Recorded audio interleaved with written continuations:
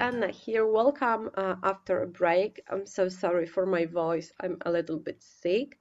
Today I am going to show you how to make this fun yet very simple layout in a winter theme.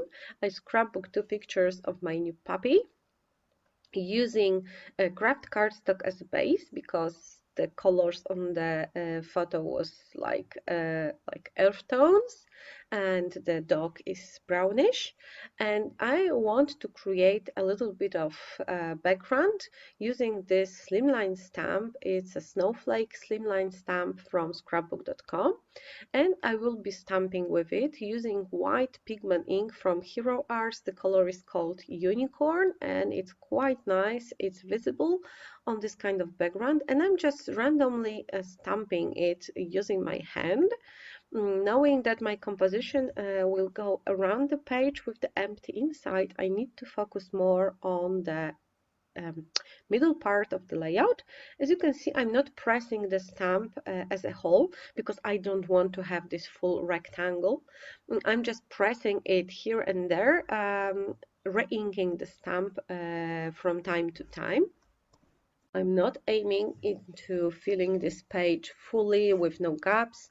I know that some snowflakes will overlap, but I do not mind this because they will fade a little bit when the ink will be dry.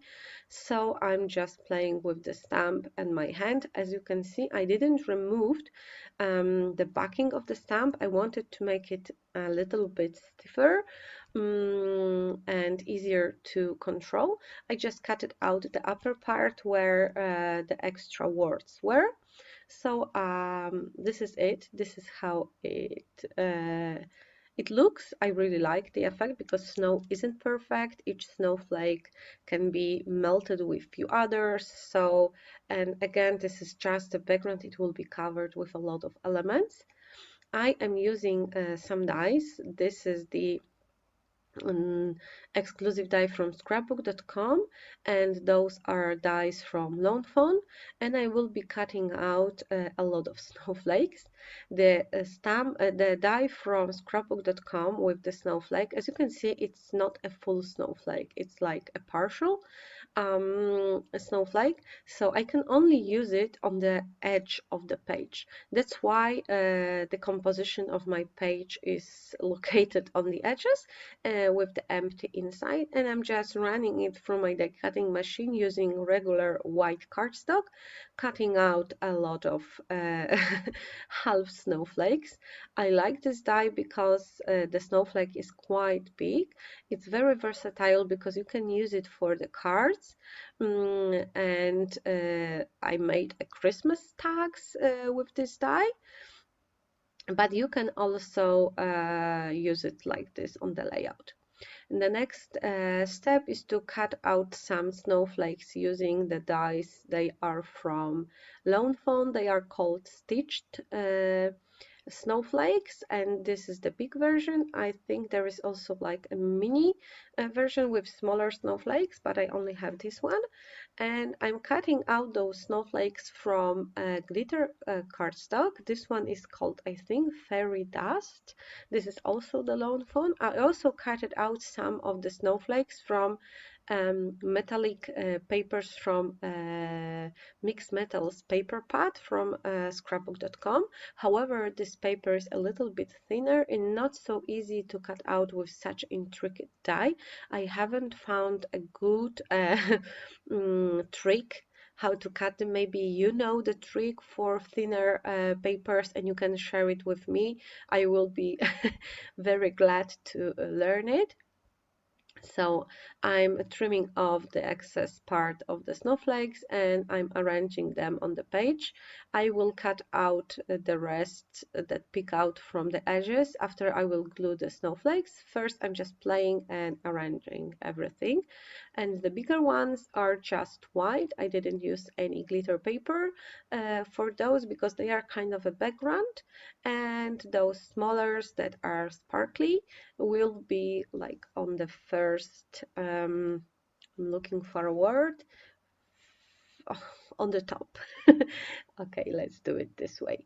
So as you can see, I cut out a bit of those snowflakes, and as I said, this is quite a versatile die. I was using it previously a few times and I really like it. So I'm gluing everything down. I'm only adding glue on the middle part because I don't want them to stick flat to the background. I want them to kind of float around, create a little bit of dimension this way.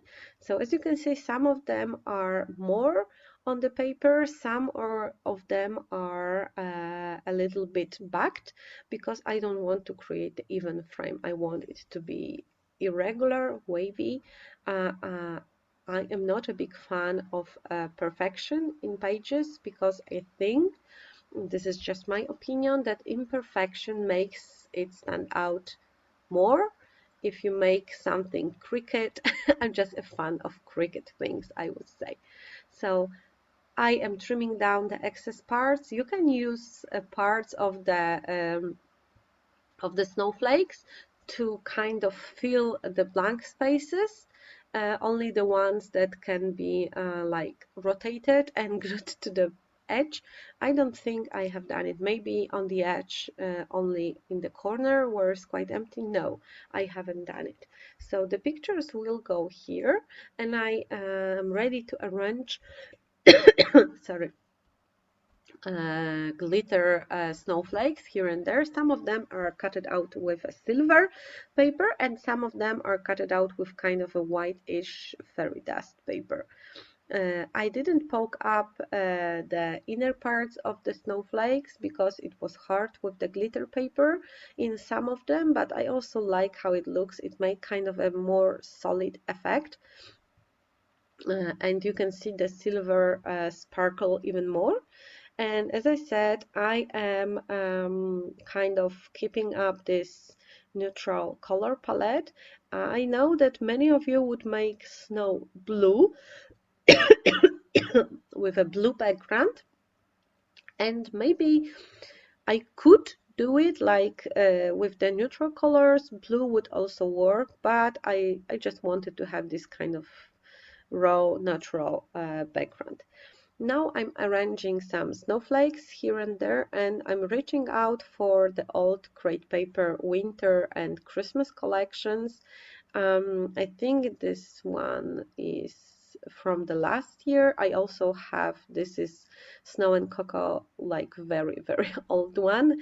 I think it was released twice, like year after year, and I have the first release in my stash. I also have I am not sure if I'm saying the right name, Busy Sidewalks. Maybe this was the new collection, but I have some crate paper winter Christmas collections in my stash. I keep them separate. I only open this back when I want to make a Christmas or winter page, and this is it. So I'm playing with everything I can find. I'm mixing chipboard stickers with regular stickers, and first I just arranged everything on the background, and I am ready to glue down things using 3D foam squares. So I'm adding snowmen that are white, so do not stand out from the background that much. I still have this limited color palette here because, as you can see, snowmen have the neutral color of scarves too. So I'm just arranging everything. I added a little bit of black for the contrast, so Hello Snow will be the title of this page. Even though I'm using stickers, chipboard stickers, I'm adding extra glue because they will not stick at all. They will fall out very fast. This is just how those stickers work, so add extra glue. This is a must-have if you don't want elements to fall out. Sorry for the coughing. I still feel sick. So I'm attaching even more snowflakes, not snowflakes, snowman, and I'm filling everything with some smaller details like those stickers. I wanted to add something black, but this one was just too big, and I decided, okay, let's keep it. And I finished my page by adding white drops. I used white pop of color, and it's just like snow. Snow in liquid form, so I'm adding drops of snow here and there. Mm, I have a little problem with stack nozzle because I didn't keep it upside down. It's quite new, so I was just keeping it standing, and it's not the best way to store your pops of color. So I needed to kind of remove the thicker element. So always store your pop of colors upside down if you want to have them ready to pop. And I'm going around. This is always the last stage because otherwise you will have to wait until the drops dry if you don't want to smear them. So wait with this stage for the very end. And that's it. This is the last thing I am doing for this layout. I really like the final result.